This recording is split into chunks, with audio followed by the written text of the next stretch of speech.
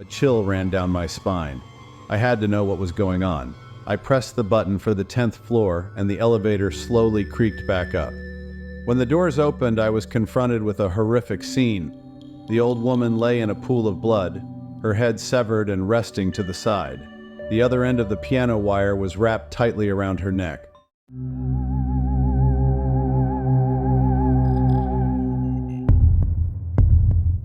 During my university summer break, I took a job as a courier to earn some extra cash. The work was simple: pick up parcels, deliver them, and collect tips. It was usually uneventful, but one day, everything changed. I had a delivery for a Mr. Jenkins, who lived on the 10th floor of a high-rise in downtown Bradford. It was late, and I was exhausted, eager to finish my shift and head home. I took the elevator up, knocked on Mr. Jenkins' door, and handed over the package. He accepted it with a smile and gave me a generous tip. As I turned to leave, a note pinned to the door of the neighboring flat caught my eye. It was written here: "Desperately need help. Unable to leave apartment. Please, anyone, assist." I hesitated. I could ignore it and go home, but something about the note felt urgent. I knocked on the door. After a moment, it opened, revealing an elderly woman with a frail frame and a look of desperation in her eyes. "Thank you for stopping," she said, her voice trembling. "I need help taking out some rubbish. My legs, they don't work like they used to." "Sure," I replied, glancing at my watch. "No problem." She disappeared inside and returned with a small, heavily taped cardboard box. It was surprisingly heavy as she handed it to me. "Thank you," she said, tears welling up in her eyes. "You have no idea how much this means to me." I nodded and made my way back to the elevator, the weight of the box intriguing me. What could be so heavy? But I dismissed the thought, focusing instead on getting home.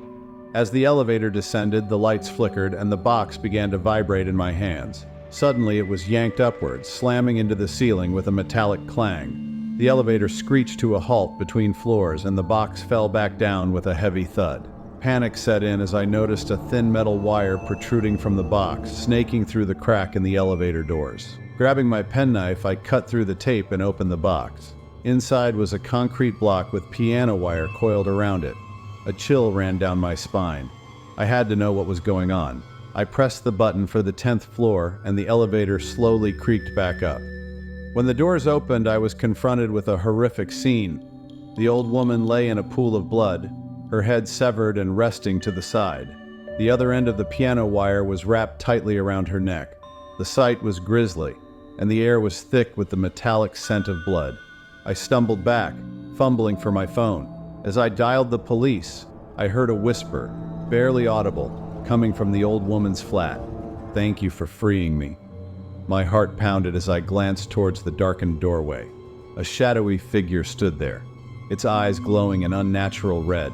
The whisper grew louder, echoing in my ears. "You've released me." I backed away, frantically pressing the elevator button. The doors closed and the elevator began its descent.